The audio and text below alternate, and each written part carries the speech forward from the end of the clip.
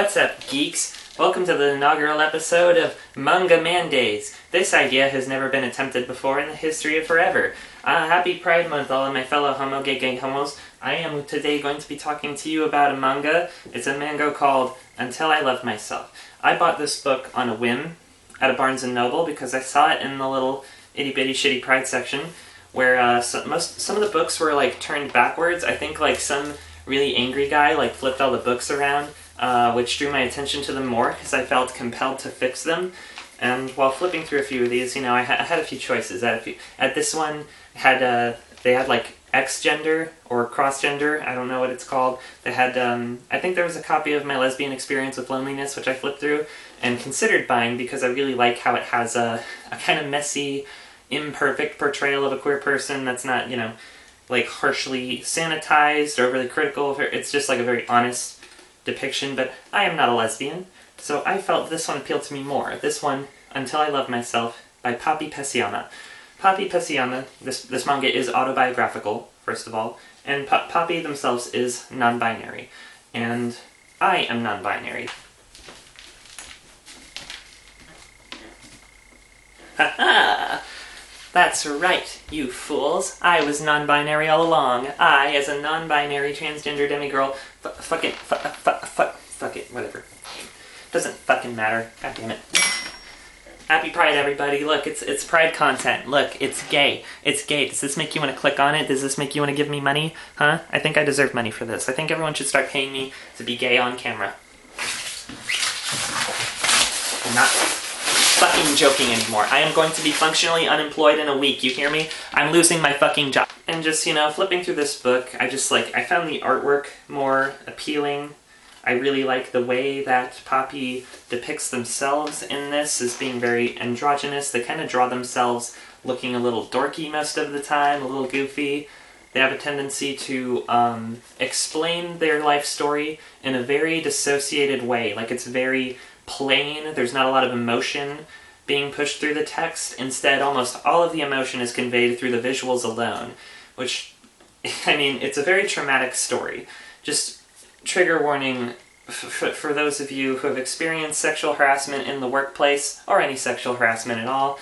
Those things are depicted throughout the first 3 chapters of the book. That's sort of the inciting incident that caused this manga to exist. Poppy, realizing that they were sexually harassed during their job as a manga assistant in the early 2010s, and then coming to grips with it. This book was released in 2020, I believe, brought to the US in 2023. It's only 2 volumes, by the way. I do recommend getting this yourself. There's only 2 books. They're not very expensive. I think it was, 15? It was $13. $13 for this one, $13 for the second one. So, very cheap manga. Very much worth your time if you're interested in something very genuine, very real from a queer author. That's not it's not like other anime and manga featuring trans characters. It's not fetishized at all. It's not treated as a joke. This is a real non-binary person's real life story, and it's very gripping and a bit harrowing, but it's very real and honest. And honestly, there's parts of this book because stop it, Mr. Kitty. There's parts of this book that I find mostly educational because Poppy is a trans mask, non-binary. They describe themselves as feeling like they have a more masculine lean, androgynous, but they talk constantly about their experience growing up hating their female body.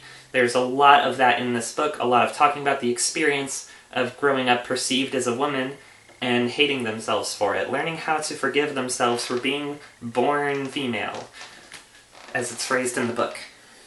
And I find that very interesting because, I don't have that experience. I was not assigned female at birth. I did not have the childhood that some people tend to have where they grow up perceived female and are mistreated because of it, or treated differently. Like, Poppy always hated the way that they were treated because of the way they looked. Whether it be the obvious things like how people encourage them to dress, or the less obvious things like when a little boy flips their skirt up to make all the other kids laugh, and then the male teacher kind of smiles and says, "Oh, boys will be boys, you just gotta give them a pass on that one." For as much of this as I find educational, there's also a good chunk of it that I find insanely relatable. Certain key phrases that Poppy says throughout this book that I can personally relate to, having either thought or said that exact phrase before. One of my favorite little interactions in this book comes when Poppy meets their editor, Childayashi-san, and says to her, I mean, everybody at some point in their life thinks they'd like to be the opposite gender, right? Like, it'd be kind of fun. And Childayashi just says, so, I've never thought that in my life. I think a lot of trans people can relate to that exact thing, where, like, just like, I mean, everybody thinks about this stuff. I'm not the only one, surely. And you ask your cisgender friends about it, and they're like, no, actually, I don't want that. Oh my god. Like, you shouldn't be? You know, it's not like every sequence of sexual harassment in this book is, it's not that extreme. It's no berserk, the depictions are not that graphic in detail. There are scenes where the main character is depicted as nude, but it's usually just like a body outline. There's nothing that explicit in the book. I think some of the worst cases of sexual harassment depicted are not just, because these things are terrible, but like some of the most graphic depictions in the book, they're more like abstract expressions of how Poppy felt, like the visceral feeling of disgust and revulsion shivering down throughout their entire body. There are also depictions of self-harm that resulted from these instances of sexual harassment. Because unfortunately, in 2013, when these things happened to them, these things were kind of seen as more socially acceptable, and the book comments on this. There are scenes explaining how Poppy went to a lawyer in the 2020s and discovered that if they were to sue their sexual harasser, their boss at the time, in 2013 they probably wouldn't have won that civil suit, but if it happened now, they probably could win. And it's because of things like the Me Too movement, and because the times are a-changin', and victimizing women is becoming less easy and less normal than how it used to be. Poppy talks a lot about their particular gender identity and how they perceive themselves versus how others perceive them, and how they kind of reconcile that difference in their mind. It was just a whole lot of justifying things to themselves, thinking, well, you know, my teacher insists that I'm a girl, but I can just be like the superheroes on TV. I just have a secret identity, you know.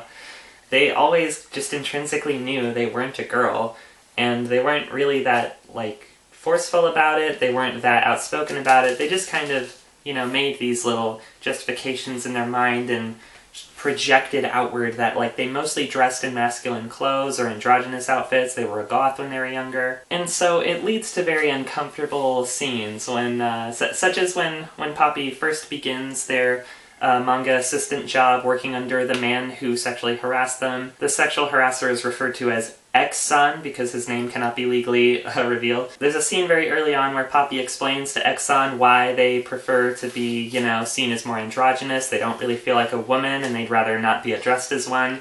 And X-san's response to that was just a lot of getting flustered, lots of nervous laughter, and just insisting over and over again, like, oh yeah, no, totally. I know lots of girls who are like that, you know? It's just a girl thing, you know? Lots of girls are like that these days. Almost like he's insisting, like kind of condescending to them, like, oh no, you silly little lost child. Don't worry, I understand. You are a girl, you just don't know it. I have totally, absolutely been condescended to by people like that many times. It's almost like they're trying to, like, dominate the conversation with their worldview because they feel, I don't know, they feel like their ideas are being threatened by you somehow. It's like they understand deep down that they have a lot emotionally to unpack about their own personal biases. They just don't want to, so they try to shove it all down and kind of almost threaten you into not talking about it. One particular image from this manga that has stuck with me ever since I read it for the first time, that will always stick with me forever, I think, is a scene where Poppy explains the way that girls' bodies were perceived and the way that they were so openly mocked and judged starting in middle school. It seemed like as soon as every girl's body started developing at school, all of their classmates would just start openly talking shit about them. And they compared this directly to picking out produce at the grocery store. This sequence happens after a lengthy scene detailing how Poppy's best friend when they were a kid was a young boy who's referred to as Potato. And Potato was a very meek and shy kid, and one day, when his parents were out of the house, he just insisted, hey Poppy, how about we take a bath together? because he wanted to see his perceived girlfriend naked. And Poppy felt extremely uncomfortable and nervous at this, but they tried to keep it cool. You know, they tried to play it cool, try to keep the atmosphere light and silly and jokey to try and maintain a friendly atmosphere. Like, oh, no, you don't see me that way. You don't see me in a sexual way. I don't have a woman's body. This is just two friends taking a bath together. When that is clearly not what Potato was interested in at all. So it's a very uncomfortable scene of these two kids. Thankfully not shown in detail, but just these two kids getting in the bathroom together, and this boy just looks so disappointed to see that, like, this other person, this perceived girl, their body is not so different from his. They look basically the same. He was really hoping to get some kind of gratification out of it, like he does out of his little brick breaker video game. So you break all the bricks on the screen to reveal a lewd anime girl picture behind it. And so when he doesn't get what he was looking for, he just treats Poppy differently. The next day at school, you know, Poppy sees their friend and waves at him like they always did, and Potato just responds with, "Fatty." And, like, they look the same. They even say, "You're just as fat as I am. You have no room to talk, dude." Women's bodies are just held to a different standard than men's are, and Poppy took notice of this and ended up hating themselves because of it. They internalized all of that sexism, all that misogyny, turned it inward, because beyond, you know, logically it's easy to understand the fact, oh, this person sexually harassed me, therefore I was sexually harassed. But at the end of the day, you can go further back than that and say, well, they wouldn't have sexually harassed me if I wasn't born female. Therefore, I was sexually harassed because I was born female. That's what's really at fault here. Because this stuff was just normal back then. It was more normal back then. It was treated as not a big deal that, oh, so what, like the guy like touched your back, he poked your face, like whatever. You know, that might not have been seen as a big deal back then, but like, I want you to actually consider if that happened to you for real. Just for a second, just picture you at work, and this fucking dude, like twice your age, comes up to you, and he just goes like, just like touches your fucking cheek. Like, I would freak the fuck out. Okay, I would kill that man on the spot. Imagine this like sweaty motherfucker coming up to you and just like rubbing your back without permission. I think I would scream. Then again, you know, I really have no idea how I would behave in that scenario because I've never been in that scenario. Poppy has been in that scenario, and they didn't scream, and they hated themselves for not screaming and started harming themselves because of it. So, you know, there's a whole lot of emotions there to unpack, a whole lot of things I've never experienced that I feel like being exposed to these things in such an intimate way, in such intimate detail, gave me the view I needed to have to understand fully, like, how the world works, how, like, gender discrimination works. And, you know, ultimately the story of this book, it is a road to recovery tale. It is not just all doom and gloom. Everything I've described to you so far happens within the first 6 chapters. I highly recommend that you get this book, you get the second book, and you read them all for yourself. Because it's an excellent story, deserves to be heard by more people. I'm not fucking joking anymore. Do not get it twisted, motherfucker. Do not get things twisted in your mind. Do not think that things are not what they may be for real in this reality right fucking now. I am not an anime YouTuber. I am never going to be an anime YouTuber. I hate sushi. I hate Japan, period. I hate the tea ceremonies. And J-Rock, Garugamesh. I hate anime. And manga. And gaming! Hi, DDR. Smiley K. Hey! Sakura Kong Ikima! Don't just talk about it. Check out Oh my god, I felt like I was having a dream.